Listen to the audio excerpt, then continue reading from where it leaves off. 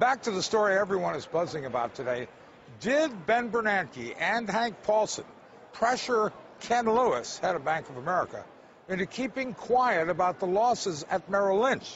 Steve Leisman, what are you hearing?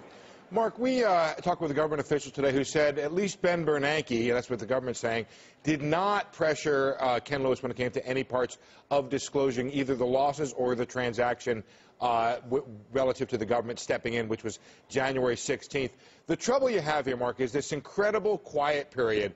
Call it from mid-December to mid-January, where we don't really know what Bank of America knows. And from the government's point of view, what they would tell you is, look, they wanted a solution to come out with the problem. They were afraid that basically a bank, they knew they had a problem with Merrill, but if Bank of America either walked away from the Merrill deal and or was seen to be having problems completing that deal, that the government was going to have two big bank problems on its hands, not just one. We have not heard from Hank Paulson, but what was said in the journal story this morning was that Paulson thinks Lewis might have confused the idea that the government did not want to put on paper that they were going to be helping Merrill because they would be then forced to disclose the transaction.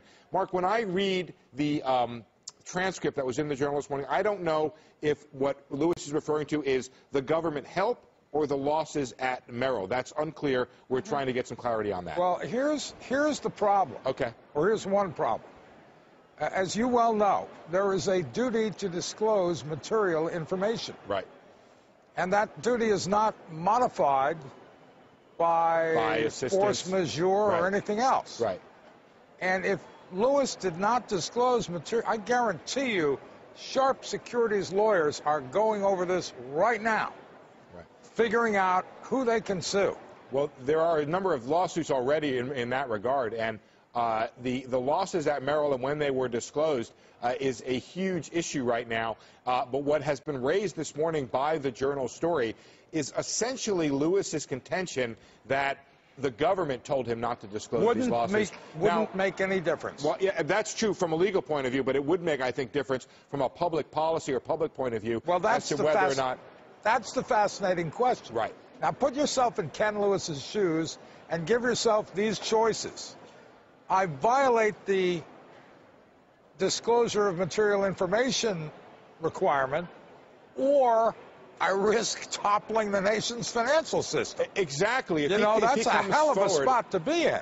I think that's an excellent way to characterize the choices that Lewis had, Mark, especially when he's hearing from the Fed that disclosure that Bank of America has a problem is maybe one too many issues for the market or the financial system to really stomach at that point in time. What we are hearing, Mark, is that Bernanke did not specifically tell Lewis they're not going to admit it. That he could not do disclosure, and he said that it was up to you and your lawyers, which I think you characterized it exactly right. It was not a good choice for Lewis in either event. Forgive me for being cynical, but I do not believe that if they did do it, that they would admit it.